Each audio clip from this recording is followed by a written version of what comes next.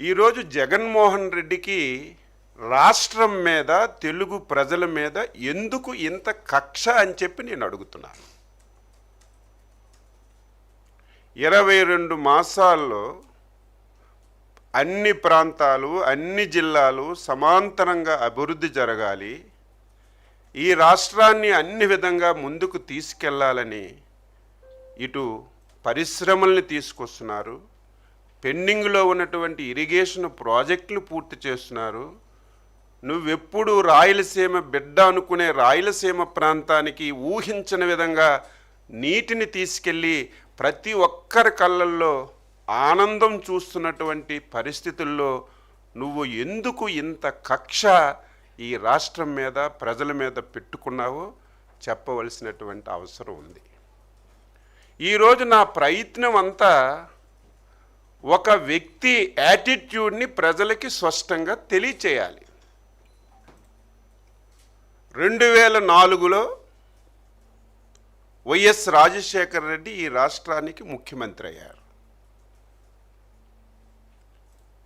ఆ రోజుకి జగన్మోహన్ రెడ్డి ఏ విధంగా ఉండేవాడో నేను చెప్పవలసిన అవసరం లేదు.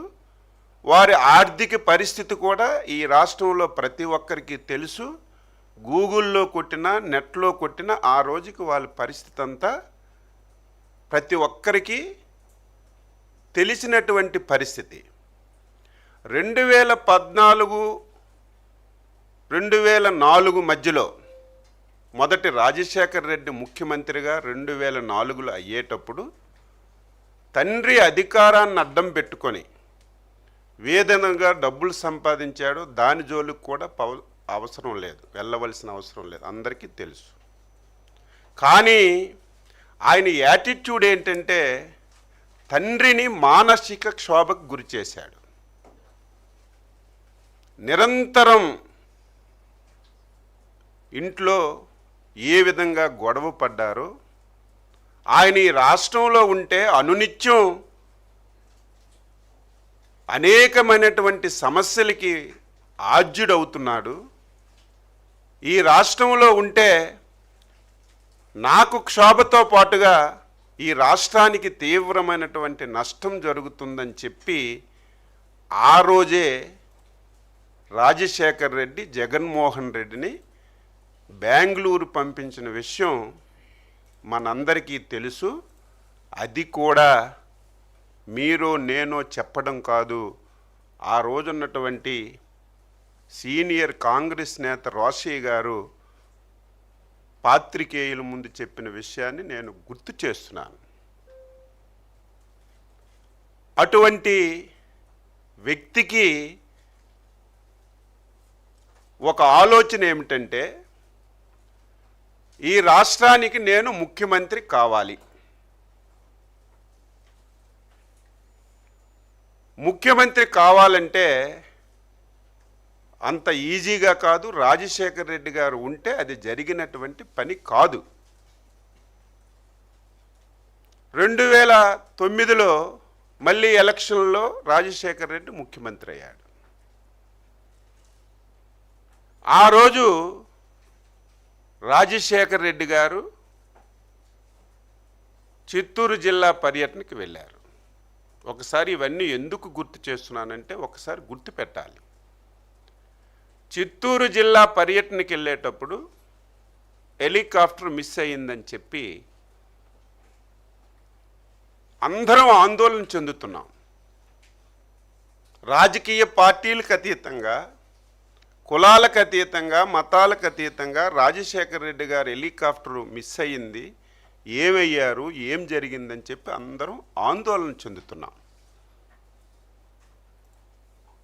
ఈవెన్ మా పార్టీ అధ్యక్షులు కూడా చంద్రబాబు నాయుడు గారు ప్రత్యేకమైనటువంటి టెలికాన్ఫరెన్స్ తీసుకొని మీరు కూడా అన్వేషించండి, ఎక్కడైనా సరే సమాచారం దొరుకుతుందా, ఎక్కడైనా ఏమైనా ఇన్సిడెంట్ జరిగిందని చెప్పి చంద్రబాబు నాయుడు గారు కూడా ఆందోళన చెంది ఆయన యొక్క ఆసూకీ గురించి ఏ విధంగా ఆందోళన చెందామో ఇక్కడ చాలామంది పాత్రికేయులు ఉండుంటారు, చాలామందికి ఈ విషయం తెలుసుంటుంది. రాజశేఖర్ రెడ్డి గారు చనిపోయే సమయంలో నువ్వు ఎక్కడున్నావో చెప్పవలసినటువంటి బాధ్యత నీకుంది. ఆ సమయంలో ఇతర రాష్ట్రాల్లో నువ్వు ఉండవలసినటువంటి అవసరం ఏమొచ్చిందని చెప్పి నేను అడుగుతున్నాను.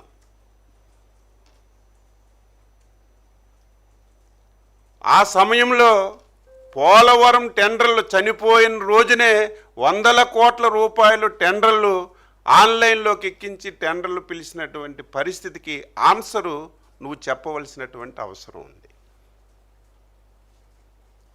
దీనన్నింటికీ మించి అందరము ఆందోళన చెందుతుంటే ఏమయ్యారో ఆచోకీ మనకు తెలియటం లేదని చెప్పి ప్రతి ఒక్కరూ అదే ప్రయత్నంలో ఉంటే నువ్వు చేసిన పనేంటి? అప్పటికే నిర్ధారణ కాలేదు, మిస్ అయ్యారా, చనిపోయారా, ఏం జరిగిందో నిర్ధారణ కాలేదు. అంతకంటే ముందే నువ్వు ముఖ్యమంత్రి పదవి గురించి సంతకాలు సేకరణ చేసిన విషయం కూడా ఈ సందర్భంగా రాష్ట్ర ప్రజానీకానికి గుర్తు చేస్తున్నాను. మనిషి యాటిట్యూడ్ తెలుసుకోవాలి. ఆ రోజు చాలామంది చాలా అనుమానాలు వ్యక్తం చేశారు. జగన్మోహన్ రెడ్డి ఆ రోజు రిలయన్స్ వాళ్ళు చేశారని చెప్పి రిలయన్స్ ఏజెన్సీల మీద దాడి చేయించాడు. మళ్ళీ అదే రిలయన్స్ వాళ్ళతో మంచి చేసుకున్న వాళ్ళకి రాజ్యసభ స్థానాలు ఇచ్చాడు. అదే సమయంలో చాలామంది సీనియర్ నాయకులు చాలా రకాలుగా మాట్లాడారు. అదే సమయంలో ఈ పార్టీలో ముఖ్య నేతగా ఉన్నటువంటి బొత్స సత్యబాబు గారు బహిరంగంగా వైఎస్ మృతి వెనక జగన్ హస్తం ఉందని సాక్షాత్తు నీ దగ్గర ఉన్నటువంటి బొత్స సత్యబాబు గారు ఆ వేళ మాట్లాడారు. కానీ మేము ఆ రోజు అంత సీరియస్గా తీసుకోలేదు. సభ్య సమాజంలో ఎవరు కూడా ఇటువంటి పని చెయ్యరని. కానీ తరువాత పరిణామాలన్నీ కూడా చూస్తుంటే ఒక సైకోకి పదవి వ్యామోహం వస్తే పదవి గురించి ఏదైనా చేస్తాడు. తండ్రినైనా వదలడు, బాబాయినైనా వదలడు, తల్లినైనా వదలడు, చెల్లినైనా వదలడు, ఈవెన్ పార్టీ వాళ్ళనైనా సరే వదలడని తరువాత జరిగినటువంటి పరిణామాలన్నీ కూడా మనం చూస్తున్న విషయం కూడా ఈ సందర్భంగా తెలియజేస్తున్నాను. తండ్రి మరణాన్ని సింపతిగా మలుచుకొని ఏ విధంగా ప్రవర్తించాడో ఒకటి. తండ్రి మరణం నిర్ధారణ కాకముందే సంతకాలు పెట్టి ముఖ్యమంత్రి పదవి గురించి ఏ విధంగా ప్రయత్నం చేశాడో మనందరికీ తెలిసిన విషయం. తరువాత తెలుగుదేశం పార్టీ 2014లో గెలవటం, జగన్మోహన్ రెడ్డి తండ్రి సావుని సింపతిగా ఎంపిక చేసుకొని రాష్ట్రం అంతా తిరిగి సింపతి పొంది ఒక్క అవకాశం అని చెప్పి ఎలక్షన్లో వెళ్ళినా ఏ ఒక్కరూ ఆ వ్యక్తికి నమ్మలేదు. అధికారాన్ని ఇవ్వడానికి ఇష్టపడలేదు. ఏ సర్వేలు చూసినా 2014, 19 మళ్ళీ చంద్రబాబు నాయుడే ముఖ్యమంత్రి అవుతారు, ఎక్కడ ప్రజల్లో కూడా వ్యతిరేకత లేదు. అటువంటి పరిస్థితిలో ముఖ్యమంత్రి పదవి గురించి బాబాయి వైఎస్ వివేకానంద రెడ్డిని అడ్డంగా గొడ్డలతో నరికిన విషయం నేను చెప్పడం కాదు, చిన్న పిల్లవాడికి లేపిన, పడుకున్నవాడికి లేపిన ప్రతి ఒక్కరూ చెప్పే పరిస్థితి వచ్చిందని చెప్పి ఈ సందర్భంగా తెలియజేస్తున్నాను.